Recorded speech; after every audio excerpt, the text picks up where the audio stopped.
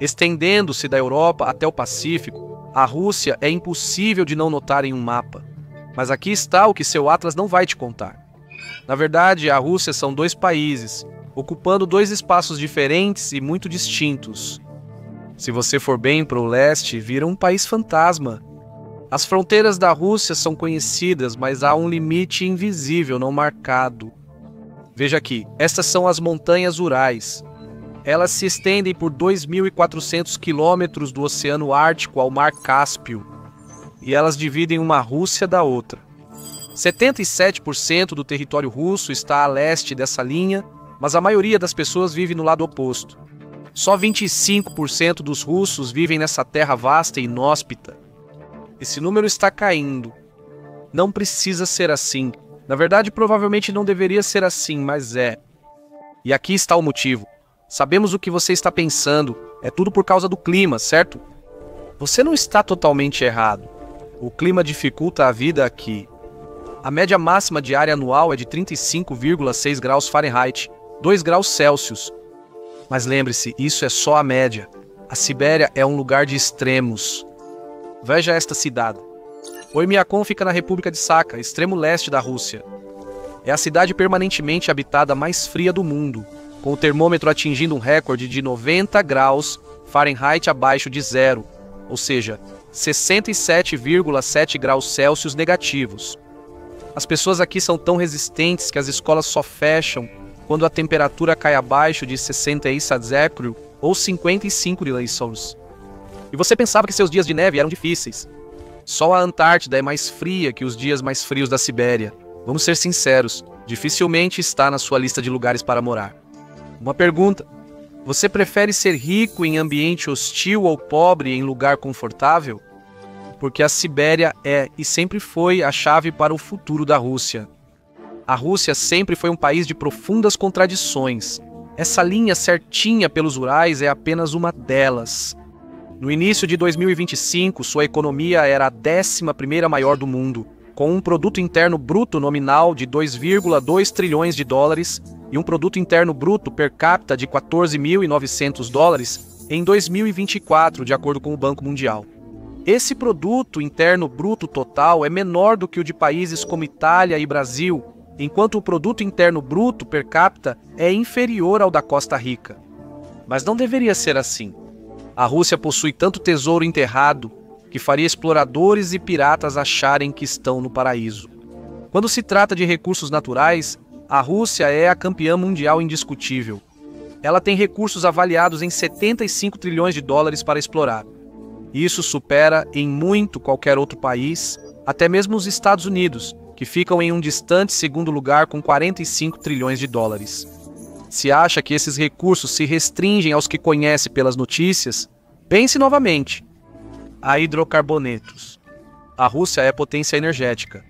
Em 2020, tinha a maior reserva comprovada de gás natural do mundo, com 1,32 quatrilhões de pés cúbicos, 37,3 trilhões de metros cúbicos e cerca de 80 bilhões de barris de petróleo, comprovado sendo o 8º do planeta.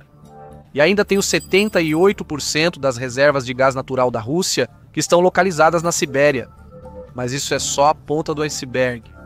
Nós não teríamos mencionado os caçadores de tesouros antigos se não houvesse ouro, e muito ouro. A Rússia é um dos principais produtores do mundo. Em 2023, ela teve 322 toneladas de oferta interna, mas consumiu só 71. Isso é valioso tanto para joias quanto para usos industriais. Na verdade, o dispositivo em que você está assistindo a este vídeo provavelmente tem um pouco de ouro. Mas não desmonte ele, hein? Esse ouro ajuda a conduzir eletricidade. Isso deve te dar uma ideia. A Rússia não precisa depender dos recursos e tesouros do passado. O Serviço Geológico dos Estados Unidos da América estima que a Rússia tem 3,8 milhões de toneladas de metais de terras raras, sendo o 5º maior depósito mundial. A República de Sakha, no leste da Sibéria, tem cerca de 1,7 milhão e 28,7 toneladas de terras raras no depósito de Tontor. A Rússia diz ter uma reserva total de 28,7 milhões de toneladas de terras raras. Leve isso pelo que vale, o que provavelmente não é muito, Mas mesmo que os números estejam maquiados, ainda é bastante. A demanda por metais críticos cresce, pois são essenciais para tecnologias digitais modernas. Por exemplo, o neodímio é usado em ímãs, motores elétricos e na fabricação de unidades de memória mais compactas e eficientes para computadores. Você está vendo este vídeo em uma tela OLED. Se for o caso, você deve gostar das cores vivas que facilitam lembrar tudo. Provavelmente foi usado o Terbium para isso. Além disso, falaremos depois. O que queremos dizer é que, seja o que for que você queira, a Sibéria provavelmente tem. Seja terra para agricultura, peixes, madeira, minério de ferro para aço, diamantes para o anel de noivado que você não pode pagar, ou berílio para reatores de fusão nuclear você encontra aqui. Se isso envolvesse participar de tudo, você suportaria o frio, certo? Pode parecer improvável de onde você está, mas acompanhe enquanto exploramos os 82 quilômetros do Estreito de Bering. O Alasca já foi território russo, mas nunca foi uma parte importante do Império. Havia cerca de 10.500 pessoas sob o governo direto da Companhia Russa de Peles quando os americanos compraram o território, segundo o idealizador da ideia, o secretário de Estado William Seward. O acordo foi chamado de loucura de Seward na época. Só de olhar para o termômetro já se entendia a opinião das pessoas. Os russos geralmente evitavam o Alasca por um motivo, ao que parecia. No inverno, as temperaturas em Fairbanks chegavam a 30 degrees, 34 degrees, e em condições extremas, Anchorage podia registrar 38 degrees, 39 degrees. Mas logo houve uma corrida do ouro, e dezenas de milhares de colonos chegaram enfrentando o frio e muito mais, porque o que é um pouco de queimadura de frio quando você está rico? No século XX, os Estados Unidos perceberam o valor geográfico e estratégico da loucura de Seward, enviou homens e recursos para defender a área na Segunda Guerra Mundial e construiu a rodovia do Alasca, Alcan, para manter o território ligado aos Estados Unidos continentais pelo Canadá. A estrada foi concluída em 1942 e os soldados que voltaram contaram histórias sobre a incrível beleza do Alasca. Mais pessoas foram para lá e novas estradas surgiram. O Alasca tem quase 17.700 milhas, 28.500 quilômetros de estradas, de acordo com seu departamento de transportes. Investimentos em infraestrutura aumentaram após as estradas, principalmente após a descoberta de petróleo em 1968, surge o sistema de oleoduto Trans-Alaska. Foi um trabalho duro. O clima frio e o permafrost se mostraram desafios enormes, mas os engenheiros conseguiram concluir a obra, e o Estado tem se beneficiado enormemente desde então. As receitas do petróleo permitiram uma governança estável do Estado e até mesmo uma renda básica universal, o Fundo Permanente do Alasca. Pagamentos anuais costumam variar de $1.000 a $2.000 por pessoa.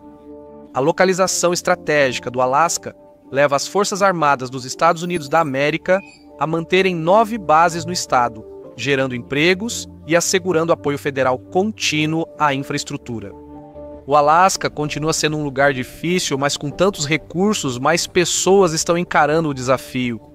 O estado tinha pouco mais de 733 mil habitantes no Censo dos Estados Unidos da América de 2020, e isso representou um aumento de mais de 23 mil em relação ao censo de 2010. Esse não é o caso na Sibéria. Olhe primeiro para Norilsk, no Krai de Krasnoyarsk, no coração da Sibéria. É o segundo maior assentamento ao norte do Círculo Polar Ártico, com clima bastante rigoroso. Mesmo em julho, a média é só 14,5 graus Celsius, mas está esquentando. E no início de 2015, um artesão local notou algo estranho. O chão da casa dele começava a inclinar. Não era preciso ser especialista para notar. A esposa dele também disse isso. No fim, o prédio deles realmente afundava sob seus pés. O derretimento do permafrost corroía lentamente a fundação do prédio, que precisava ser condenado. O problema não é só o clima aquecendo. Projetos de engenharia mal feitos também contribuem. O calor dos esgotos e a poluição química também derretem o permafrost, e isso não é o único fator que pode dificultar a vida aqui. Norilsk é a cidade mais poluída da Rússia. Houve uma cena quase bíblica aqui em 2016, quando o rio Daldakan ficou vermelho brilhante. Mas o governo russo não podia simplesmente culpar a ira de Deus. Isso teria sido uma saída fácil. A causa foi um vazamento químico de uma fábrica próxima que, posteriormente, foi obrigada a fechar. O rio não era o único problema da cidade, só o mais extremo. Moradores reclamam da neve preta ou vermelha e da névoa azul que irrita a garganta. Eles afirmam conhecer o gosto dos gases que vazam dos canos. Um homem disse que o gás do cobre tem sabor adocicado. Níquel, segundo ele, tinha um gosto diferente, um truque curioso para festas. Esses casos estão cada vez mais comuns na Sibéria e não serão resolvidos tão cedo. Vamos voltar alegremente para o Alasca por um momento. O Alasca também tem seus próprios problemas ambientais, mas tanto Juneau quanto Washington estão realmente tentando agir com responsabilidade em relação a eles. Ninguém diria que os Estados Unidos são exemplo no trato com povos indígenas, mas Washington é mais ativo que Moscou ao tentar compensar erros do passado. Um relatório do Government Accountability Office de 2022 revelou que, entre 2016 e 2020, o governo federal gastou 391 milhões de dólares para reparar e proteger infraestruturas em vilarejos nativos do Alasca de ameaças ambientais. A rede de apoio entre as capitais e os moradores locais garante uma qualidade de vida que todos os residentes do Alasca podem esperar, o que é parte do motivo pelo qual a população do estado está crescendo. Na Rússia, adaptar cidades do norte ao calor aumentaria em 30% a 40% o custo dos edifícios. E você também teria que investir milhões a mais só para adaptar ou substituir sistemas de esgoto antigos e tubulações defeituosas. Modernizar a infraestrutura da Sibéria não vai ser barato. Isso vai ser difícil de justificar para um lugar com tão poucas pessoas morando lá. A Rússia não é como os Estados Unidos. O governo local não se preocupa com cobertura negativa da mídia. Na Rússia de Putin, a mídia é controlada e as pessoas consomem notícias em que não confiam. Esse tipo de problema está no fim da lista de prioridades de Moscou. Mas vamos voltar para a República Sakha para encontrar outro exemplo de como a vida na Sibéria realmente pode ser. Comece por Oymyakon. Fica tão frio que não há encanamento interno durante boa parte do ano. Os moradores daqui precisam usar latrinas. Mas houve um dia que realmente mostrou o quão extrema pode ser a vida nessa região remota. Havia um vento sombrio soprando na República Sakha em 20 de julho de 2018.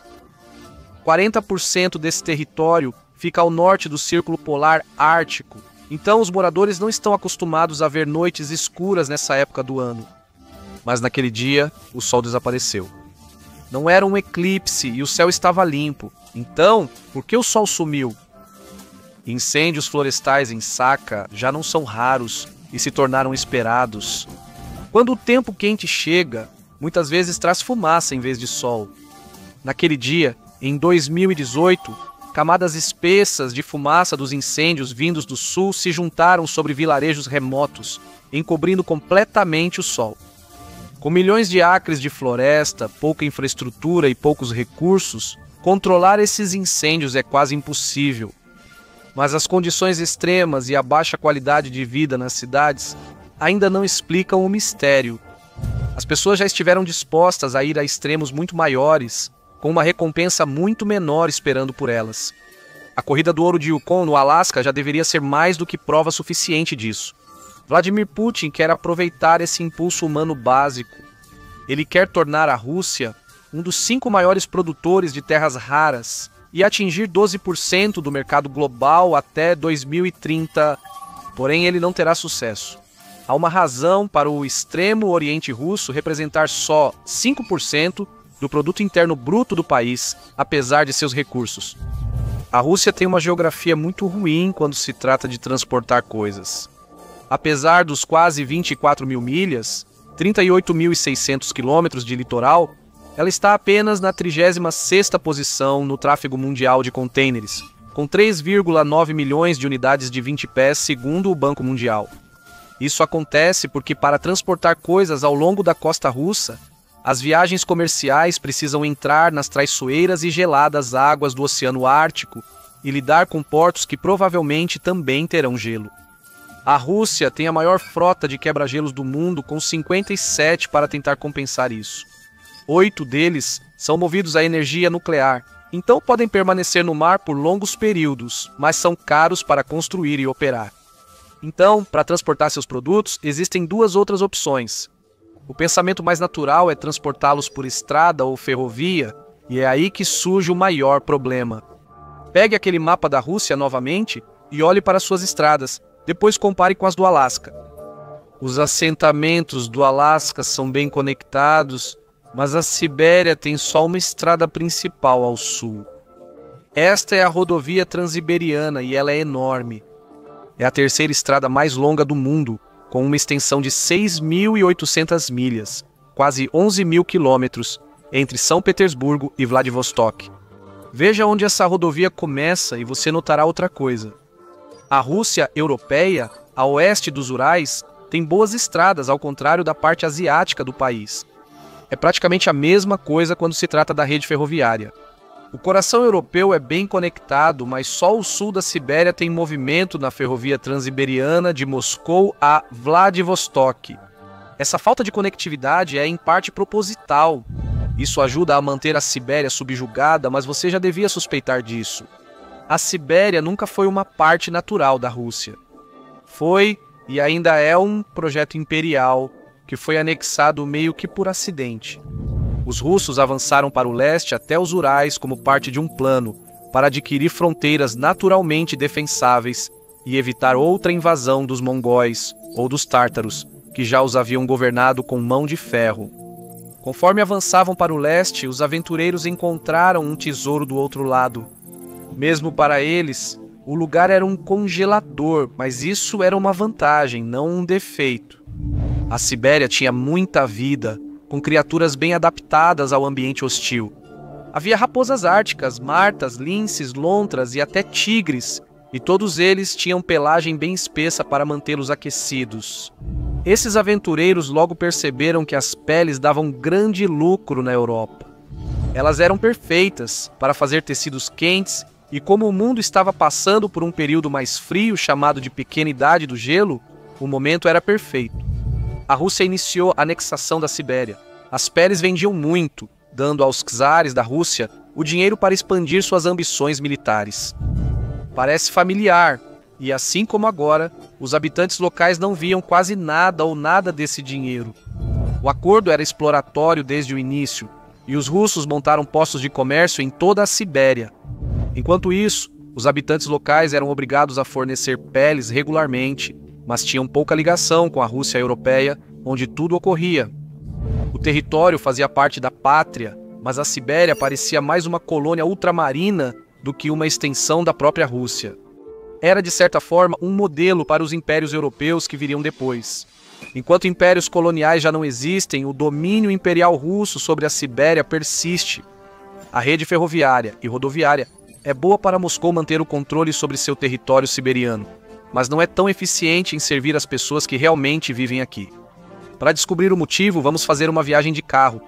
A rodovia Transiberiana é asfaltada ou concretada em toda a sua extensão, e isso é uma coisa boa.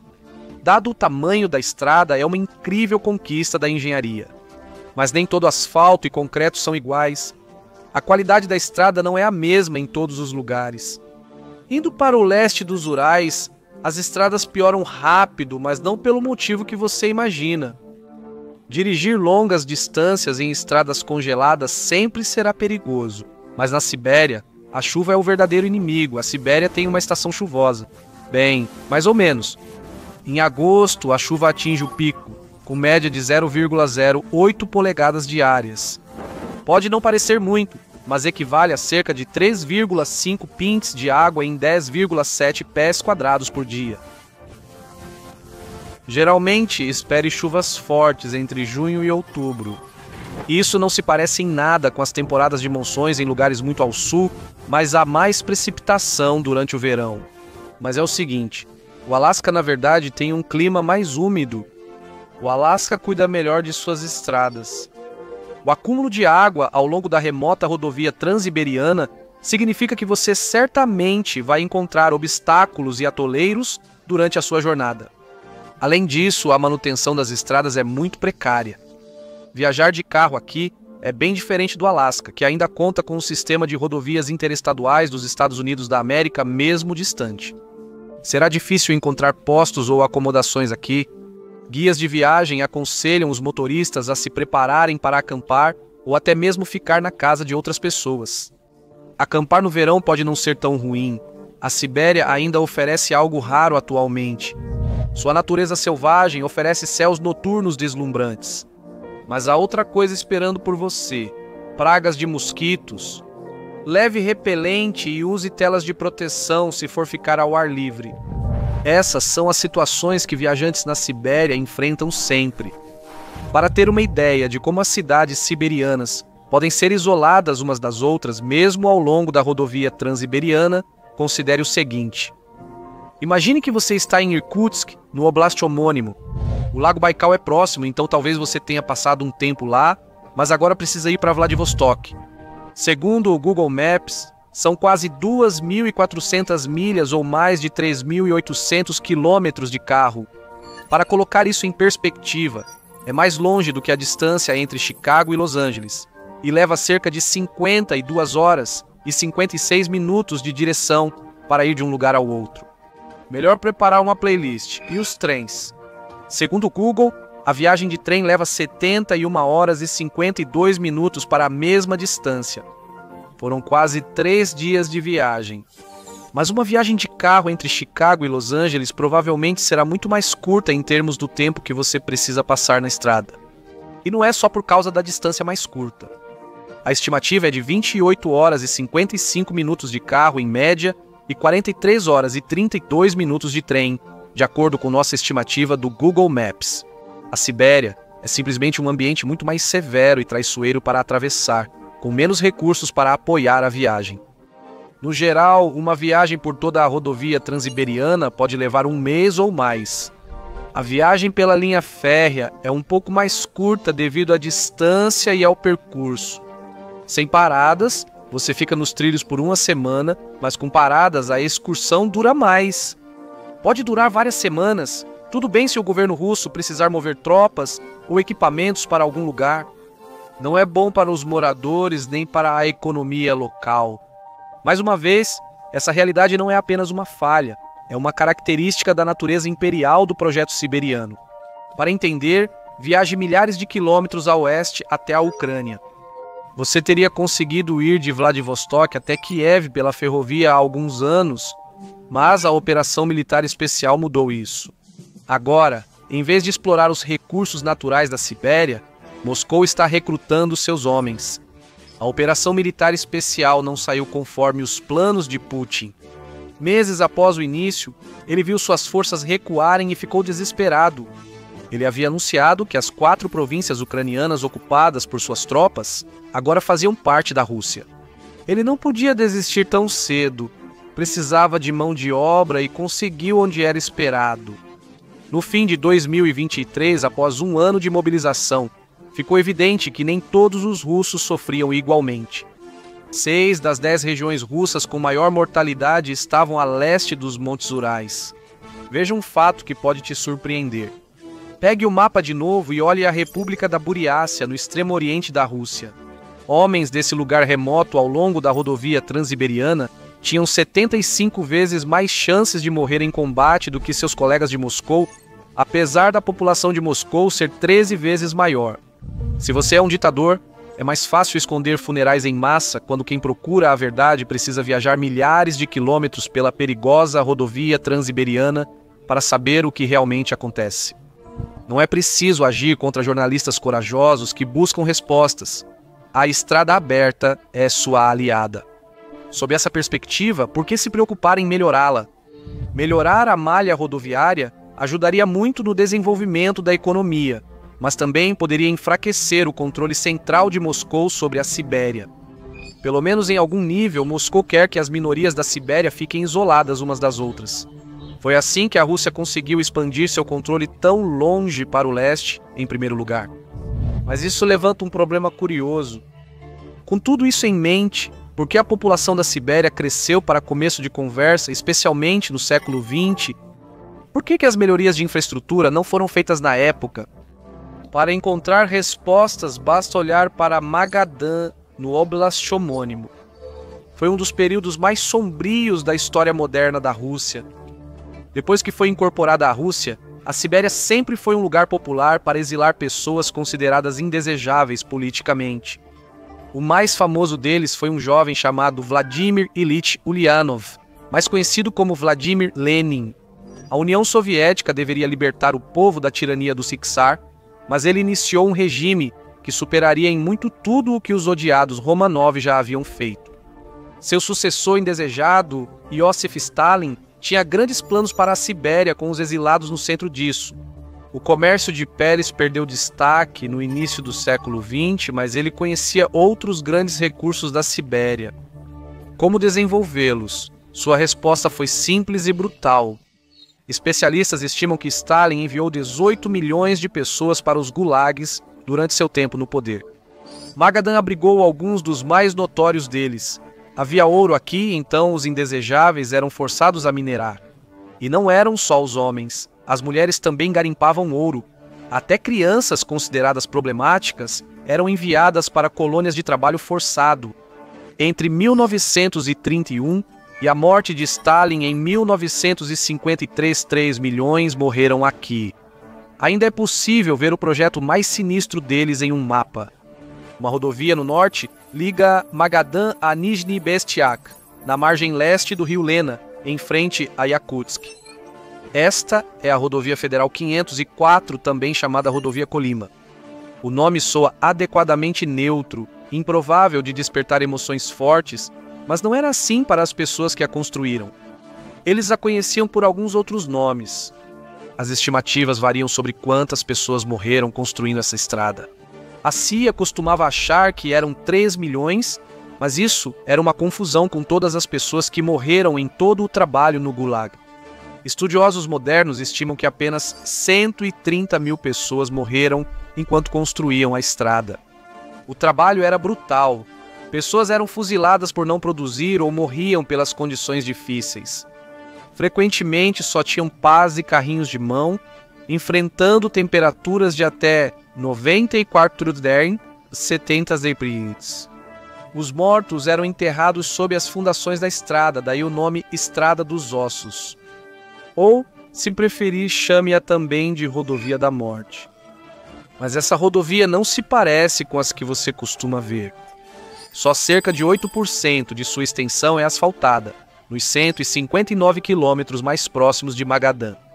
No restante, a estrada é composta principalmente de cascalho e argila, que se transformam em um atoleiro lamacento sempre que chove. O ideal é viajar por essa estrada durante o congelamento, mas a melhor época é nos meses mais secos e quentes na Sibéria, como maio. Ir no auge do verão é inviável, e não dá para dirigir com qualquer carro de garagem, pois a estrada está muito deteriorada. Guias de viagem relatam que a estrada pode ter engarrafamentos por até 100 quilômetros ou 62 milhas. A Estrada dos Ossos original era um desastre tão grande que, em 2008, um trecho de 200 quilômetros entre Tomtor e Kadikshan foi desviado. Agora, ela é chamada de Velha Estrada de Verão. Parece bem legal, né? Mas não se engane. Este lugar não é um passeio tranquilo pela costa da Califórnia, nem pela sua equivalente no Alasca, para falar a verdade. Esta região da Sibéria lembra Chernobyl, com cidades fantasmas sendo tomadas pela natureza. Esse foi o resultado desolador de uma tentativa de melhorar o acesso rodoviário no norte da Sibéria. Desde então, poucas tentativas reais foram feitas. Quão irônico é que a estrada tenha sido fechada perto de Tomtor, onde estão todas as terras raras. Isso é a Sibéria. Os assentamentos nesses lugares remotos raramente se parecem com cidades industriais. Eles parecem mais com Chersk, onde fica. É outra cidade na República de Sakha. Faz muito frio, com temperaturas de inverno abaixo de 50 graus 45. Localizada ao norte do Círculo Polar Ártico, nenhuma grande rodovia russa chega perto, deixando-a sob neve e gelo por 8 meses ao ano. O frio não é totalmente o inimigo, porém. Quando os rios congelam, as entregas podem ser feitas por caminhão sobre o gelo. Outra forma eficiente de transporte é o avião turbohélice. A cidade mais próxima é Yakutsk, a 4H30 de voo. Se parece um lugar estranho para viver, você não está enganado. Não é como o Alasca. O assentamento começou como uma ordem de cima para baixo de Moscou. Você adivinhou, é mais um dos gulags de Stalin. Nem mesmo Norilsk está a salvo da atmosfera de negligência e exploração que define a política de Moscou em relação à Sibéria. Isso mostra porque o sonho de Putin de tornar o país um centro da transição energética mundial provavelmente fracassará. Lembra que o níquel tinha um sabor diferente do cobre, que era mais doce? Esse é um recurso fundamental para o futuro. É um metal importante na crescente indústria de carros elétricos porque produz baterias fantásticas. Baterias de níquel são mais leves, compactas, têm maior densidade de energia e ainda contam com paládio. É bonito e brilhante, perfeito para joias, e é raro. 30 vezes mais raro que o ouro.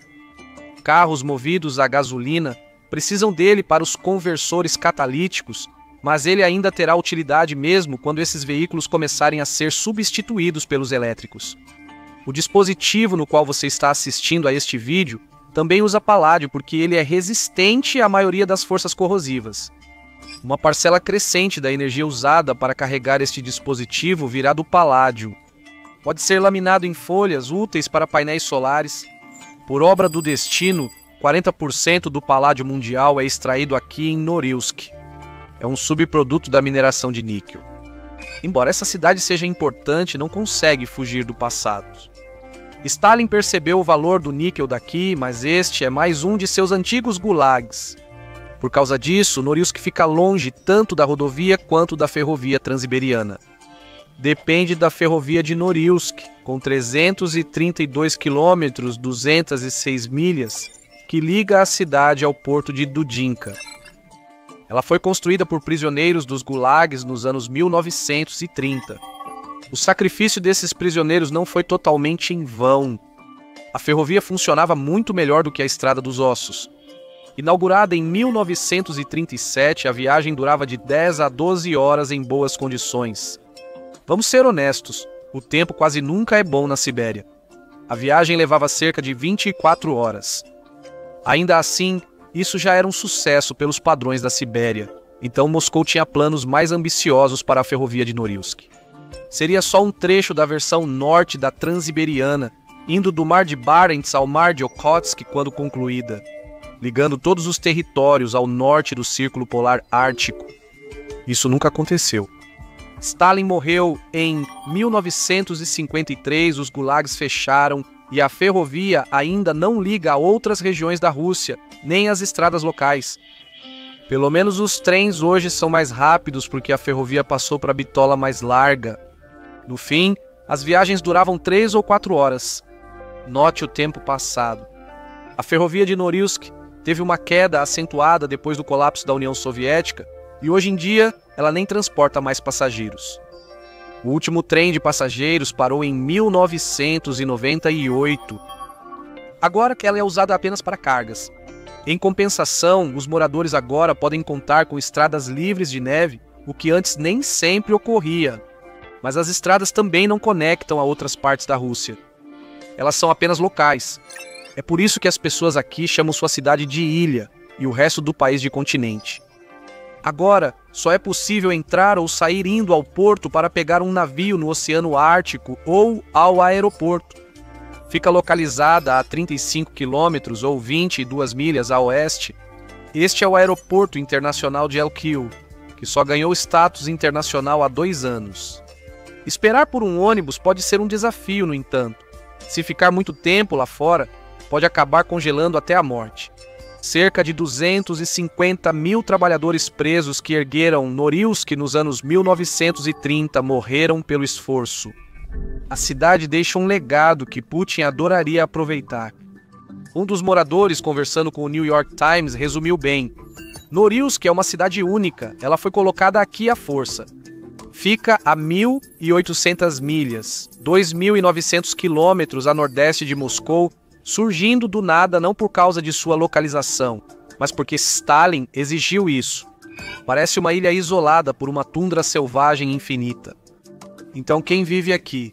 Em 1939, a população era de cerca de 13.900 pessoas, mas continuou a crescer e atingiu o pico em 1979, com mais de 180 mil habitantes. O destino dela refletiu o da União Soviética. Quando entrou em declínio nos anos 80, o mesmo aconteceu com a população de Norilsk. 3,2% das pessoas deixaram a União Soviética na última década. E então veio o colapso.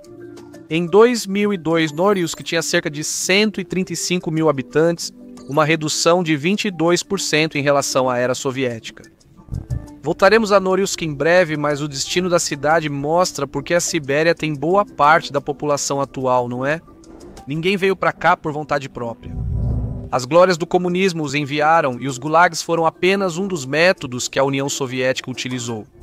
O mundo condenou a anexação autodeclarada da Crimeia por Putin em 2014, mas um grupo ficou especialmente assustado. O censo russo de 2021 registrou mais de 284 mil tártaros da Crimeia na península, equivalendo a 12,7% da população. No censo de 1970 não havia nenhum. Então o que aconteceu? Stalin acusou todo o grupo étnico de colaborar com os nazistas durante a Segunda Guerra Mundial. Em resposta, ele os deportou à força sob a mira de armas. A maioria foi enviada ao Uzbequistão soviético e cerca de 30 mil exilados para regiões remotas da Sibéria. Eles não estavam sozinhos. Alemães do Volga e calmucos também foram enviados à Sibéria. Um relatório da Human Rights Watch, publicado pouco antes do colapso da União Soviética, estimou que 4,7 milhões de pessoas foram deportadas em 10 grupos étnicos. Os tártaros foram apenas o exemplo mais infame. E agora chegamos à verdade. A população da Sibéria aumentou por imposição, não por escolha. Após a morte de Stalin, Khrushchev denunciou a brutalidade do regime. Quando o sistema começou a ruir, os canários cantaram na mina de carvão congelada. As pessoas deportadas começaram a voltar para casa se ainda tivessem uma. Os tártaros da Crimeia só recuperaram espaço com as reformas de Gorbachev no fim dos anos 1980. A tendência continua até os dias de hoje. Rússia ainda pode estar habituada a deportar pessoas à força. É por isso que Putin será levado ao Tribunal Penal Internacional se ele pisar no solo de um dos países participantes. Mas Moscou não faz isso com seu povo, pelo menos por enquanto. Agora, livre do planejamento central soviético, a população pode votar com os próprios pés. E está mesmo. Inicialmente, parecia que a recuperação econômica russa traria as pessoas de volta. Norilsk aumentou sua população em 30% até 2010, recuperando-se bem do baixo índice pós-soviético. Quase 175 mil pessoas foram contadas lá no censo daquele ano. Talvez Putin esteja certo e as pessoas aceitem condições difíceis se a recompensa financeira for alta o bastante. Não, pelo menos por enquanto. Em 2021, a população de Norilsk voltou a diminuir. Foi apenas 0,5%, mas isso não é o mesmo em outros lugares. Desde 1991, a população do Extremo Oriente Russo diminuiu cerca de 20%. O Distrito Federal da Sibéria teve destino semelhante. Ela cresceu na época soviética, mas caiu. 10% desde então, de 18,6% para 16,8% entre 1989 e 2021. Putin ainda busca reverter essas tendências, e a ferrovia transiberiana tem uma vantagem. Diferente da rodovia, ela liga a outros entroncamentos. A linha principal, Baikal-Amur até Sovetskaya Gavan, é uma delas, mas as outras duas são mais importantes. As linhas Transmongol e Transmanchuriana ligam-se a Pequim, facilitando negócios com a China. Os moradores locais não sentem que se beneficiam desse negócio. Eles se preocupam mais com a China dominando. Os chineses já planejaram construir uma fábrica de engarrafamento no Lago Baikal e um oleoduto para conectá-lo à árida Lanzhou. As ideias geraram protestos em massa em 2019 e 2022 e os projetos nunca saíram do papel. Os moradores locais não sentem que nenhum dos investimentos chineses na região irá beneficiá-los, e com razão. Mas não se preocupe, Moscou oferece outros incentivos. Em 2014, o primeiro-ministro Medvedev afirmou que supervisionaria incentivos financeiros para estimular a mudança e o investimento na Sibéria. Quer ficar 5 anos sem pagar impostos sobre terras, renda ou propriedades? Era isso que Moscou oferecia agora. Sobre a terra gratuita, em 2016, Putin passou a oferecer 2,8 acres, 1 hectare, a qualquer russo ou estrangeiro que vivesse no Extremo Oriente por pelo menos 5 anos. Nada disso funciona. Veja um mapa das tendências migratórias na Rússia. Entre 2014 e 2018, as regiões que mais cresceram na Rússia estavam principalmente a oeste dos Urais. Isso porque a falta de conectividade e o clima rigoroso não compensam. Grande parte da riqueza da Sibéria enriquece Putin, seus aliados e até chineses antes de chegar aos moradores locais. Morar na Sibéria não vale a pena. Ela tira em vez de dar, e não parece que esse ciclo vai se quebrar tão cedo. Uma mulher, na época uma professora de jardim de infância de 25 anos de Chersky, resumiu bem quando falou ao jornal independente Moscow Times em 2011. Abre aspas, não moramos aqui, nós apenas sobrevivemos. É impossível viver aqui. Precisamos ir embora. Obrigado por me acompanhar hoje. Espero que você tenha gostado do vídeo. E se quiser ver mais vídeos como este, por favor, considere se inscrever e ativar as notificações. Realmente faz diferença. Mais uma vez, obrigado e até a próxima no Matpack.